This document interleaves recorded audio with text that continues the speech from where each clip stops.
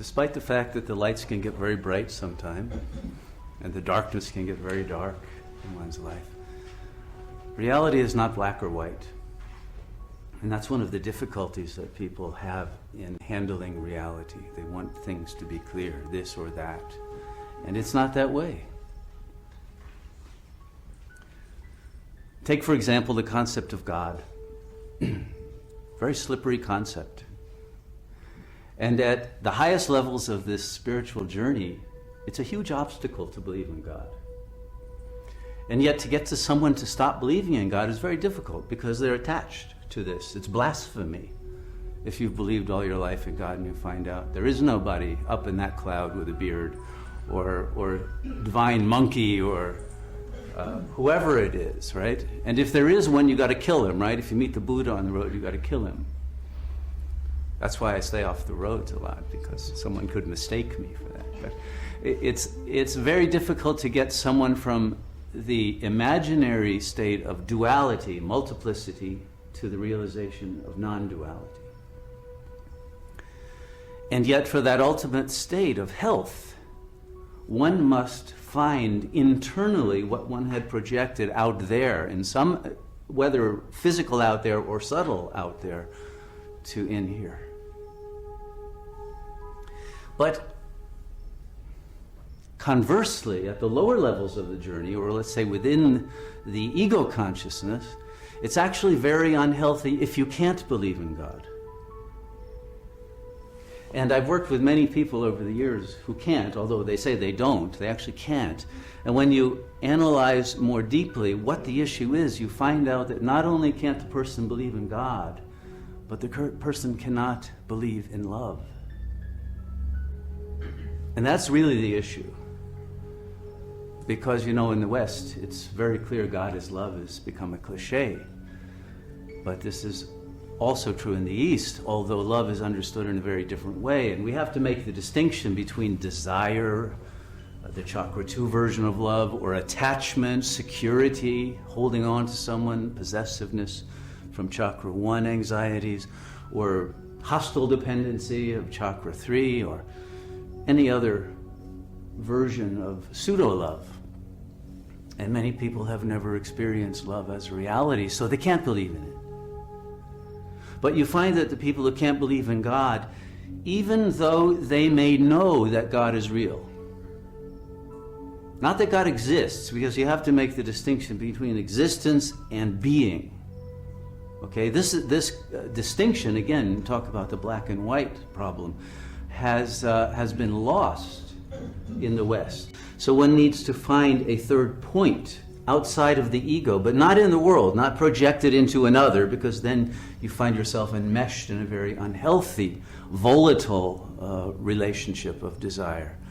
But this third point that has to be at right angles to both the world and the ego has been traditionally referred to as God. But what we mean by that is a higher level of being than the ego represents. It is the supreme level of being. We don't think of being as a being. God is not an entity. Or you can use the word Buddha nature if you're allergic to God. It doesn't matter. It is that level of consciousness that's not localizable as a person in an organism. It's not in time or space. And so one has to localize oneself in a non-localizable way. Very difficult for the conscious mind to grasp. That wants everything to be very concrete. But the reality is not only does God not exist, but you don't exist either. And yet you are. But you have to separate the existent self that's chaotic and trying to find itself in this world through holding on to other people or hating other people or whatever is one's method of choice. But none of it works. And so one has to find oneself within. But how do you get within? And this is where dreams come in. They are a natural method that is given by that consciousness that you're looking for to say, hey, I'm here. And it happens almost every night if you're willing to receive the message. Again, you're getting a digital message from a consciousness that is higher than your conscious mind. And it's giving you a snapshot of what's going on in the lower unconscious mind. So if you can consciously identify and interpret your dream, you can integrate the superconscious with the unconscious with the conscious. And then you have an axis that will lead you to that point that we can call God or Buddha nature or nirvana or whatever you want to call it. X. It doesn't matter. But until we reach that point, which is the heart, Sri Ramana used to call it the heart, you are in a state of a search that cannot be understood. It's a nameless search. But it's a search for the self. And everyone's in the search for the self, even though they don't know it, until they have found this point of the heart. And that's what we're doing in meditation. The problem for the religious person who's looking for it out there, even in a, let's say, a God figure, not a figure of sexual desire or something else, is that it will again take you outside of the self into duality. People used to do this with Ramana Maharshi, who was one of our patron sages. They used to come to his ashram and sing songs about God, and he got very intolerant of this. One day they were singing, it went on for hours. Oh God, you are my father. God, you are my mother. God, you are my beloved. He finally got up and he said, will you stop already? Just say, God, you are myself, and be done with it. But nobody wants to do that. They want to hold on to someone else. Let someone else be the God, because if you find the God within, you have to become very responsible, don't you? And you can no longer play the games that the ego likes to play. So it's a state of psychological autonomy and integration that requires a great deal of truthfulness to reach that state that has been called God consciousness. And this is not something imaginary. It doesn't come out of a belief system. In fact, it comes from letting go of all belief systems.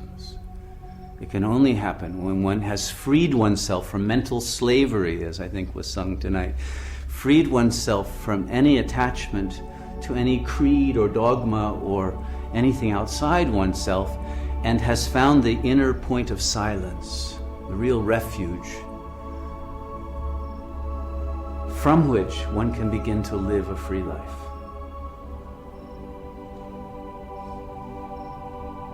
And that free life will be lived not from a center of personal desire any longer. You will discover at that moment that you've gone beyond desire and beyond fear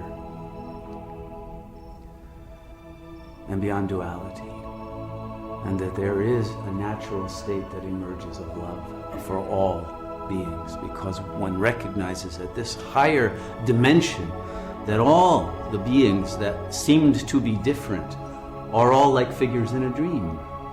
And every figure in your dream is yourself. Every figure, every being in this world that is a dream is oneself, the self. And then there are no more barriers to love or communication or relationship. And there's no more longing or nostalgia for some lost being, because every being is the self. It isn't just the girlfriend who left you behind 10 years ago who is the self that you've projected on. It's everyone. And most of all, it's your own self. Please, don't try to find it outside. And once you can do that, you are free to live as a transmitter of love, not just a seeker of it, or a refuser of it, or a denier of it, or a cynical curmudgeon who refuses to even tolerate the idea. No, you are free then to make your life into a beautiful fruition in which love is experienced and is given in the form of creative expression.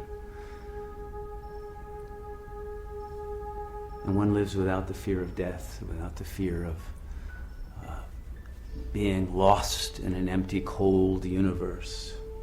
All of those terrors that beset the ego dissolve in a single instant. And that's all we're doing in meditation, but to achieve it we must silence the chattering mind that tries to keep us from being aware of the anxieties that are there below the surface, and then don't allow us to penetrate through that shadow into the light of the self. So don't be held back by your fear of any anxiety or depressive feelings. Go through them, go beyond them, because they are not the self.